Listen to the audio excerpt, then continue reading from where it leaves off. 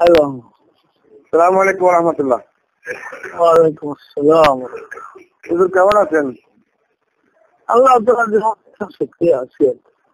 আমি মঈনুদ্দিন রুহি বলছিলাম হুজুর, যে চিটাং হাটাজারি থেকে। জি জি জি জি জি। হুজুর কেমন ওলামায়ে কেরাম কেমন সাড়া দিচ্ছে, কেমন কাজ চলতেছে, খবর নিচ্ছি। এটা খবর না, মানে আমাদের এখানে আলহামদুলিল্লাহ ইত্তেফাকুল উলামা যদি ডাক দেয় তাহলে সারা হবে না এরকম না, লোকজন আমাদেরকে জানতেই চাইতেছে এবং আমাদের অনবরত মিটিং তো একটা পর একটা চলতেই আছে। আজকে ওই যে জোহরের সময় বসছিলাম, এই মাত্র ইচ্ছা সবকে আসলাম। আচ্ছা, তো আলোচনা চলতেছে। তো আপনারা যে একটা সফর করবেন বলছেন, জি যারা এইদিকে আসবেন তাদের আসার প্রতি একটু অনেকে তাকায় আছে যে আপনাদের কাছে সরাসরি আমরা কি কথাগুলি পাই এগুলি জানবো, এই জন্য। আমি হুজুরকে একটু বলি হুজুর, জি আগামীকাল জুমার নামাজের পরে আমাদের ওয়াক্ত সিলেটের দিকে রওনা হবে। জি। সিলেট সারাদিন থাকবে শনিবার। আচ্ছা সিলেটের পরে রোববারে সকালে আমাদের ওয়াক্ত সিলেট থেকে যাবে ওই যে আপনার হবিগঞ্জ। জি রোববার সকালে হবিগঞ্জের ওলামায়ে কেরামের সাথে বৈঠক করবেন এবং বসবেন। জি এখন আমি আজিজুল হক ইসলামাবাদীর সাথে কথা বলছি, ওই যে রোববারে যদি বিকেলে আসরের পরে অথবা মাগরিব সময় হুজুর ময়মনসিং, এই যে জামালপুর, নেত্রকোনা, শেরপুর, এই কয়েক জায়গার ওলামায়ে কেরাম যদি ময়মনসিং বা কোনখানে যেখানে উপযুক্ত জায়গা জমা হয়, তাহলে আমাদের ওয়াক্ত এখানে গেল, সবার সাথে একটা মত বিনিময় করলো। এই বিষয়টা খুব ভালো হতো। আমরা তো মিটিং এ বসছিলাম, আমি তো মনে করছি আপনাদের ওই দিনের কথা থেকে যে ওই বিচ্ছিন্ন জেলাগুলি আপনারা নিজেরাই সফর করবেন। ওই দিন বুঝছিলাম, এটা ঠিক বুঝছিলাম না, বিদ্যুৎটা তো আমার জানা নাই, কিন্তু বুঝছিলাম যেটা যে আপনারা হবিগঞ্জ থেকে তবে কিশোরগঞ্জে আসবেন, কিশোরগঞ্জ থেকে নেত্রকোনা যাবেন, নেত্রকোনা থেকে ময়মনসিং আসবেন, এইরকম একটা আমাদের হুজুর এরকম একটা খেয়াল ছিল। জি মোটামুটি আমরা চিন্তা করছিলাম যে আরো অব্দ বাড়ান যায় কি, আরো কাঁচালা বাড়ান যায় কি, কিন্তু এখন সময়ও খুব সংকীর্ণ এবং এই যে কাজ করনেওয়ালা লোক, উপযুক্ত লোকও খুব অভাব। মানুষের বিভিন্ন ঝামেলা, বিভিন্ন যে চাহিদা, বিভিন্ন তাকাদা, যার কারণে আমাদের ওয়াব্দ এখন যেখানে আমরা 10-12টা ওয়াব্দ করবার খেয়াল ছিল, সেখানে আমরা ওয়াব্দ করতে পারছি মাত্র 6টা। একটা ওয়াব্দ যাবে রংপুর, দিনাজপুর, নীলফামারী, গাইবান্ধার দিকে, আর একটা ওয়াব্দ বৃহত্তর রাজশাহী, এই একটু আগে একটা ওয়াব্দ আপনার যে বরিশাল বিভাগ গেছে, তারপর আর একটা ওয়াব্দ দক্ষিণবঙ্গ, আপনার খুলনা, যশোর, কি বলে যে সাতক্ষীরা, বাগেরহাটের দিকে এইভাবে যাচ্ছে। আসলে একটা ওয়াব্দের মধ্যে 4-5 জন লোক দিতে হচ্ছে, তারপর বিভিন্ন তাদের খরচ দিতে হচ্ছে, বেশ মোটামুটি আর কি। সব মিলাইয়া আমরা যে জেলাওয়ারি যেটা সফর, এটা 64 জেলা আমরা সফর করতে কঠিন হয়ে যাচ্ছে।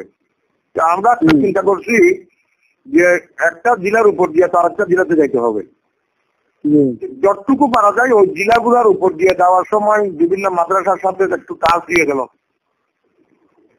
বিভিন্ন জায়গাতে আমাদের লোক যাওয়ার সময় টেলিফোনে খবর বলবে, বিভিন্ন জায়গাতে জমায়েত, হালকা আধা ঘন্টা 1 ঘন্টার জমায়েত করে, আধা ঘন্টা 1 ঘন্টার একটা ব্রিফিং দিয়ে আরেকটা জায়গাতে চলে গেল।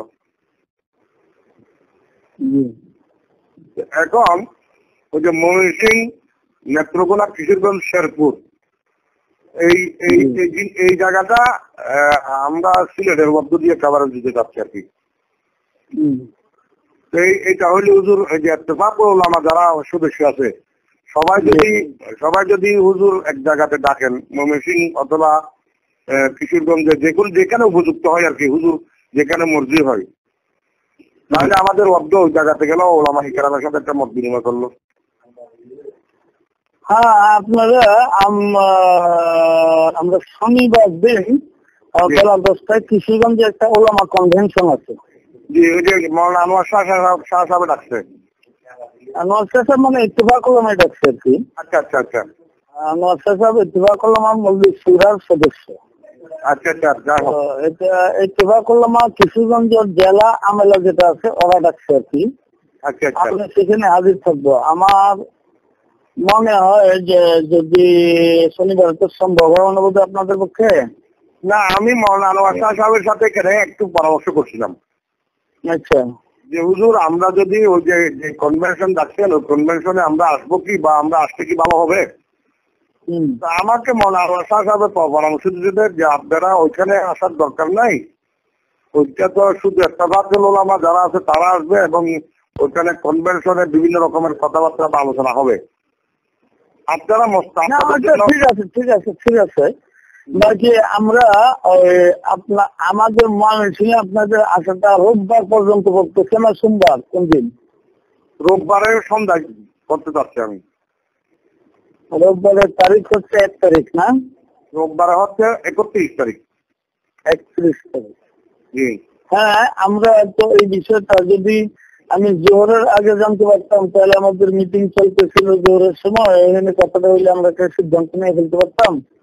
বাকি এখন আপনার কথাটা আমি রাখলাম, আপনারা সফর শুরু করেন, আমরা এখানে পরামর্শ করে দেখি কিভাবে কি করা যায়। আর এমনি হুজুরকে বলে রাখতেছি আর কি, কোনো কারণে যদি রোববারের সন্ধ্যায় নাও পারা যায় জি তাহলে প্রয়োজনে আমাদের ওয়াক্ত ময়মনসিংহে থাকলো সোমবারে সকালে করা যায়। আচ্ছা ঠিক আছে, আমরা ওইটা পরামর্শ করে দেখি। মানে রোববারে সোমবারের সকালে, অর্থাৎ হ্যাঁ। সোমবার সকালে আপনাদের কাজ শেষ করে আমাদের ওয়াক্ত চিরাঙের দিকে রওনা চলে আসবে। আর তা বুঝলাম, কিন্তু এর মধ্যে হরতাল পড়বার সম্ভাবনা আছে কি আরো? এইটা তাদের সাথে কোনো আলাপ হয়েছে কি বিএনপির সাথে? না বিএনপির সাথে আলাপ হয় নাই, এটা হরতাল নাও পড়তে পারে রোববার সোমবারের মধ্যে। যদি হরতাল করে যায় তাহলে কিন্তু আবার অসুবিধা হবে। এই জন্য উচ্চ পর্যায়ে তাদের সাথে একটু সংগোপনে যোগাযোগের দরকার আছে। আচ্ছা আমি এটা যোগাযোগ করে হুজুরকে নাহলে জানা যাওয়া দরকার হলে মির্জা ফখরুল। হ্যাঁ, আপনি একটা কাজ করলে তো ভালো হবে। এটা হলো ওই যে লালবাগের মুফতি ফয়জুল্লাহ আছে না, জি জি আমরা চিটাগাঙের লোকই।